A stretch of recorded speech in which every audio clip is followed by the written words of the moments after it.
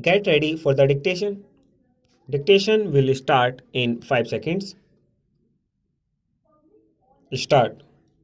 This question, sir, in my humble opinion, should be viewed from a different angle from which it was looked at and discussed here yesterday.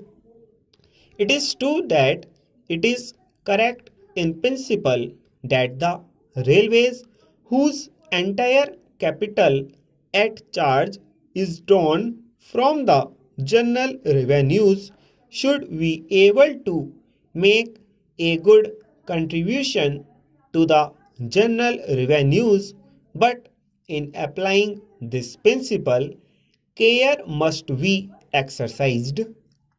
If we are looking at railway systems in advanced countries like the United Kingdom or the United States of America or any such countries, this principle no doubt could be applied on all fours, but in a country like India, whether it could be applied is a question that should be considered.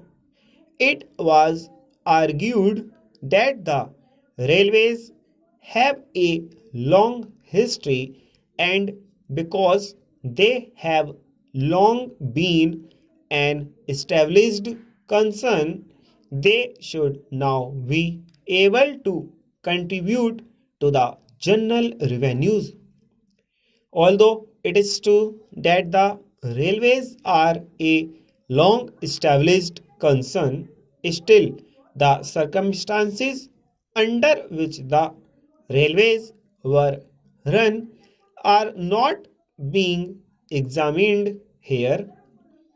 The railways, as we all know, before independence were run not on a welfare state basis, but they were run on the system of strategic lines.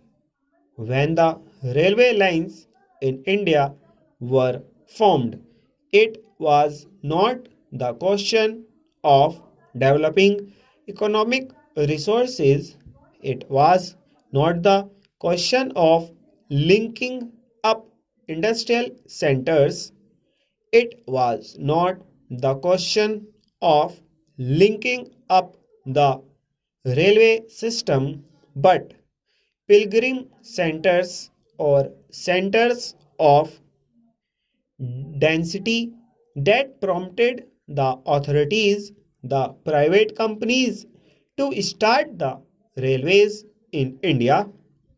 But it was the strategic concern of the British government then that prompted these companies to form railways.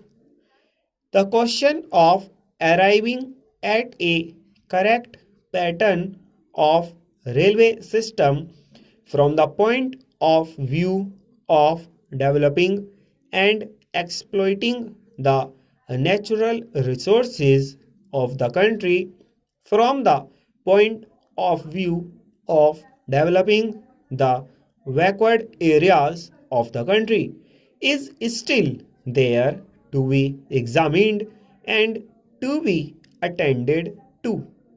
Well, from this point of view, as nobody can see, there is much scope for developing the railways.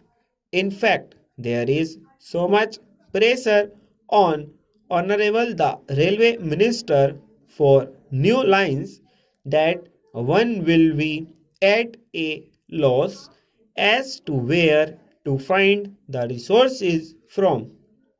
They have undertaken in the second part of the 5-year plan to construct new lines of 1500 kilometers in length. In order to have a perfect railway pattern to be able to exploit and make use of the natural resources of the country to the fullest extent, although we cannot dismantle the railway lines that we have now. Still, these lines have to be linked up to fully fulfill that requisite of exploiting the natural resources. So, my point in bringing out these arguments is to show that the railways have a full development program on their hands, that they need funds they can no longer draw from the general revenues of the country, as the railway finance is separated. Stop.